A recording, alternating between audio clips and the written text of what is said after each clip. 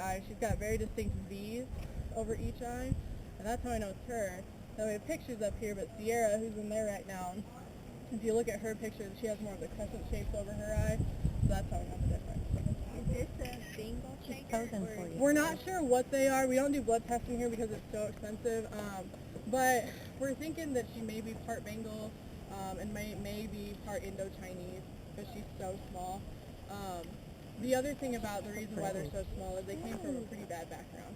When we brought these two in 4 years ago, they had just been rescued from a facility that had gotten shut down.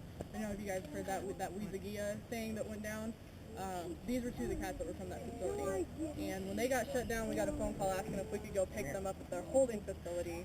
And what they told us when we got them was they had been living in an 8x8 dog pen on gravel. Oh my God. With one dog house. So Were these the ones that I read your website that were afraid to walk out of their yes, pens? she wasn't as bad. Mariah, when we let her out to try dirt and grass for the first time, loved it. She was tasting everything she could because it was so new to her. Her sister Sierra is the more cautious one, which actually kind of proves she's a little more dominant because she waits. Let's Mariah go out and see if she gets killed in the big scary world before I check it out. But so Sierra, when she came outside, she walked down to the corner and just started pacing in a circle about the size of her old enclosure, and she wouldn't move from that spot for 3 days, so we finally went in with a roller cage, had to cut through the fences. She ran very happily into that roller cage, and we took her back up to the barn. So just a lot of space to an animal that's not used to it, gets very nervous, they feel very vulnerable. So it's kind of stepping stones for these two. And all of these that you guys are looking at right now, these enclosures are temporary.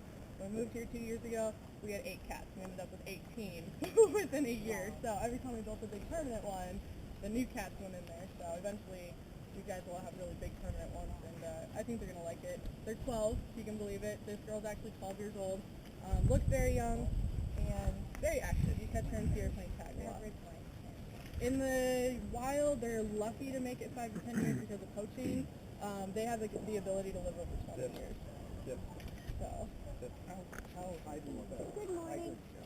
They're not real big jumpers upwards-wise because they have so much weight that they carry in the front because they're ambush attackers, but they can jump forward very well. That's why they look so tall and they